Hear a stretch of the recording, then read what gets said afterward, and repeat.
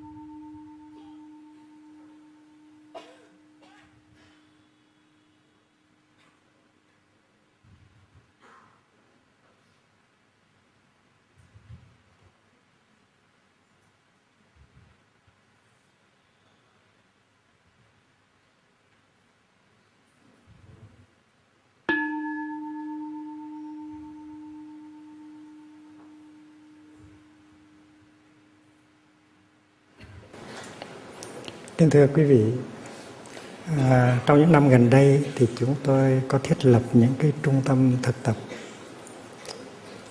ở Âu Châu và ở Mỹ Châu, gọi là những cái trung tâm thực tập chánh niệm. Tiếng Anh là Mindfulness Practice Centers, tiếng Pháp là Maison de la Pleine Conscience. Trong những cái trung tâm này thì không có thờ Phật, không có đốt hương, không có lễ bái, nhưng mà người ta có thể tới để tập ngồi, tập đi, tập uống trà, tập ăn cơm ở trong chánh niệm. Và vì vậy cho nên những người mà họ từ gốc Do Thái giáo hoặc là Cơ đốc giáo và Hồi giáo, họ tới những cái trung tâm đó một cách rất là thoải mái. Thì tại vì ở các trung tâm đó nó không có tính tôn giáo, nó không có cái hình thức tôn giáo.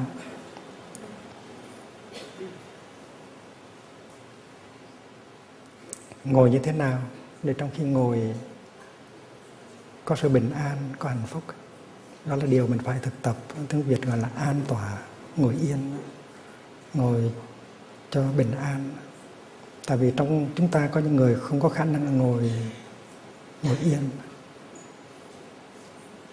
Đi như thế nào mà mỗi bước chân nó có thể đem lại cái sự vững chãi, sự thảnh thơi và hạnh phúc cho mình. Thì có nhiều người trong chúng ta không có khả năng bước đi những bước như vậy. Chúng ta đi như là bị ma đuổi, chúng ta đi hấp tấp vụt chạc và ta không có thấy hạnh phúc trong từng bước chân. Khi mà uống trà thì uống trà như thế nào để mình có thể tiếp xúc được với những màu nhiệm của sự sống và với những người đang ngồi chung với mình. Và những cái giây phút uống trà có thể đem lại cho mình sự nuôi dưỡng, hạnh phúc, bình yên. Khi ăn cơm cũng vậy. Thì những cái trung tâm thực tập chánh niệm là những cái nơi để cho những người họ không đi tìm tôn giáo, không đi tìm đức tin, mà họ chỉ đi tìm cái phương pháp, cái nghệ thuật làm thế nào để sống những cái giây phút hàng ngày cho thật là sâu sắc, cho thật là an lạc, cho thật là hạnh phúc. Khi mà chúng tôi đi sang Tây Phương thì chúng tôi biết rằng Tây Phương họ đã có tôn giáo của họ rồi. Và vì vậy cho nên chúng tôi chỉ muốn cống hiến cho họ cái phần không phải là tôn giáo ở trong Đạo Phật. Tại vì Đạo Phật nó có thể được diễn bày như là một tôn giáo. Nó có đức tin, nó có sự cầu nguyện, nó có tin tưởng ở tương lai.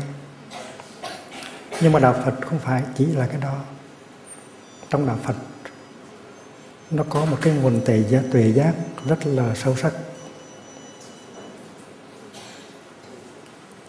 Trong Đạo Phật nó có một nguồn tuệ giác rất là siêu việt.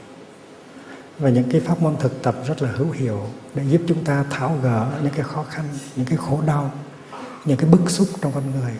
Giúp chúng ta thiết lập lại được cái sự truyền thông với những người chúng ta thương yêu và đem lại hạnh phúc. Chính những cái đó chúng tôi đem ra chia sẻ với người Tây Phương, Âu Châu và Mỹ Châu.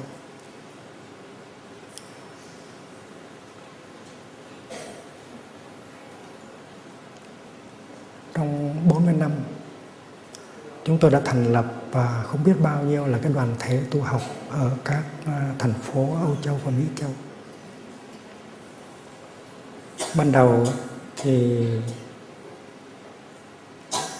vì cái sự bất an ở trong lòng mà họ tới. Và khi mà thực tập những cái phương pháp chúng tôi đề nghị thì họ đạt tới cái sự an vui. Họ hòa giải được với bản thân, với những người thân của họ. Họ tìm lại được hạnh phúc gia đình. Và họ cắm rễ lại được ở trong cái truyền thống của họ, xã hội của họ. Chúng tôi không có bao giờ muốn cho người ta mất gốc. Chúng tôi nói rằng quý vị đừng có mất gốc, tại vì một con người mất gốc là con người không có hạnh phúc. Nếu quý vị là người Cơ Đốc giáo thì quý vị cứ tiếp tục là người Cơ Đốc giáo đi. Quý vị có thể thực tập những phương pháp của đạo Phật để tháo gỡ những cái khó khăn, những cái khổ đau, những bức xúc trong lòng. Rồi sau đó quý vị có thể trở về cái cội nguồn tâm linh của quý vị, cái truyền thống tâm linh của quý vị, để quý vị có thể làm mới, để quý vị có thể phát hiện những cái châu báu nó có trong cái truyền thống đó mà quý vị chưa có phát hiện được. Và vì vậy cho nên thái độ của chúng tôi là một thái độ nó rất là khác với thái độ các vị giáo sĩ tới Việt Nam trong những thế kỷ đầu của sự truyền giáo. Chúng tôi không bao giờ muốn cho họ bỏ cái truyền thống tâm linh gốc của họ. Trái lại chúng tôi khuyên họ giữ lấy cái cội nguồn đó. Và khi mà họ được thấy cái thái độ đó thì họ rất là cảm phục. Tại vì trong đạo Phật nó có một cái sự cởi mở, một cái lượng bao dung rất là lớn. Thay vì khuyên người ta bỏ cái đạo của người ta đi, bỏ cái truyền thống tâm linh người ta đi để theo mình đó, thì mình khuyên họ nên giữ lại cái gốc rễ của họ. Rồi chúng tôi làm ngược lại với những cái mà các vị giáo sĩ Cơ Đốc giáo đã làm ở tại Việt Nam cách đây 400 năm hay là 300 năm. Và vì vậy cho nên họ thấy được cái đẹp của đạo Phật, họ thấy được cái bao dung, cái sự cởi mở của đạo Phật, và rất là quý.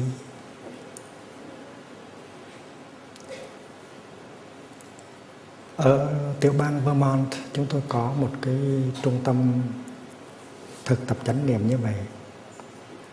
Và những người mà trong nom cái chăm sóc cái trung tâm đó là những người thường thôi, không hẳn là phải là người Phật tử, nhưng mà họ biết cái nghệ thuật ngồi như thế nào cho bình an, cho hạnh phúc, đi như thế nào cho bình an, hạnh phúc, và sống như thế nào để có thể có sống sâu sắc được trong mỗi giây phút của đời sống hàng ngày.